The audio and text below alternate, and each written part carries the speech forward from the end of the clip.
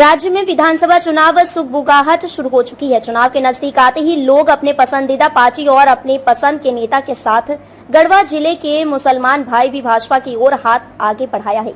राजनीतिक गलियारे के साथ साथ राज्य और देश में यह बात जरूर कही जाती है कि मुसलमान भाजपा के विरोधी होते हैं, लेकिन झारखंड के गढ़वा में दर्जनों की संख्या में शामिल होकर मुसलमानों ने उसे धत्ता बता दिया और भाजपा में शामिल होने का काम किया। आपको बताएं कि केंद्र की मोदी सरकार के विकास कार्यों से प्रभावित होकर गढ़वा विधानसभा क्षेत्र से पूर्व विधायक सत्येंद्र नाथ तिवारी की मौजूदगी में मुस्लिम बहुल गांव टेढ़ी हरैया गांव के दर्जनों मुसलमानों ने भाजपा में शामिल होकर भाजपा के प्रति आस्था जताया। भाजपा नेताओं ने पार्टी में शामिल होने वाले सभी नए कार्यकर्ताओं को पार्टी का प्रतीक चिन्ह उड़ाकर एवं माला पहनाकर भाजपा में शामिल कराया गया। उधर इस मौके पर पूर्व विधायक ने कहा कि केंद्र का विपक्षी दल और राज्य में सत्तासीन वर्तमान सरकार द्वारा जानबूझकर मुसलमानों को बरगलाया जाता है, जबकि केंद्र की मोदी सरकार द्वारा जात पात देखकर नहीं बल्कि सबको एक समान मानते हुए उन तक विकासीय योजनाएं पहुंचाई जाती है। तभी तो कार्यों से प्रभावित होकर आज इतनी संख्या में लोग भाजपा में शामिल हुए हैं। वहीं दूसरी ओर सदर हाजी जौहर ने कहा कि सत्येंद्र नाथ तिवारी शुरुआत से ही जात की नहीं बल्कि जमात की राजनीति करते आए हैं। उनके द्वारा हर वक्त हिंदू मुसलमानों को एक सूत्र में बांधे रखने का काम किया जाता है। उसी का आलम है कि आज उनकी मौजूदगी में ही गढ़वा के साथ साथ झारखंड में एक बार फिर से कमल खिलाने की सोच के साथ इतने मुसलमान भाजपा में शामिल हुए हैं। साथ ही कहा कि यह तो अभी शुरुआत है, अभी आगे और फहरिस्त लंबी होगी। इस सरकार से दुर्व्यवस्था को देखते हुए हम अल्पसंख्यक समाज के लोग इस सरकार में अनसेफ महसूस कर रहे हैं। अभी 5-6 दिन पहले हमारे डॉक्टर मंजूर साहब के लड़के मुजफ्फर हुसैन डाल्टनगंज से आ रहे थे। उस लड़के को पीछे से अटैक करके उस पर 6 फायर किया गया। वो तो उसकी जान बची, उसका मुकद्दर था। उस पचपड़वा में दिन दहाड़े एक आदमी को शूट किया गया, अभी तो कोई एक्शन नहीं। चिनिया में दिन दहाड़े एक मुखिया पति को शूट किया गया, कोई एक्शन नहीं। क्योंकि हम लोग देखिए, इस गांव के लोग 100% व्यवसायी हैं। हम लोगों को 100% सुरक्षा की जरूरत है और सुरक्षा देने में ये सरकार बिल्कुल निकम्मी साबित हुई है। बीजेपी की गवर्नमेंट थी, 100% रात में आदमी कहीं जाता था, कोई पूछने वाला नहीं था।